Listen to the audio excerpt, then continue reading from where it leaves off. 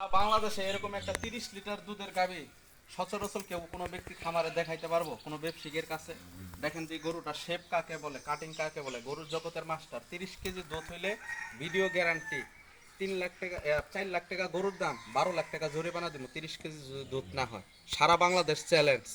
এরকম একটা শেপ ওলানের গরু, এত সুন্দর ভদ্র গরু, ঠিক আছে? এরকম চামড়াটা দেখেন, এগুলো দেখছেন একবারে কাগজের মতন পাতলা চামড়া। গরুর তো জীবনে অনেক পালছেন, হাতি 20টা না পাইলে একটা হাতি পালেন। হাতি তো মনে করেন যে বাঁচলেও লাখ টাকা, মরলেও লাখ টাকা।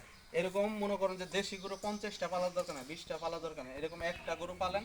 একটা গরুতে 30 কেজি দুধ হইলে 28 কেজি 27 কেজি তো মাইর দিব না।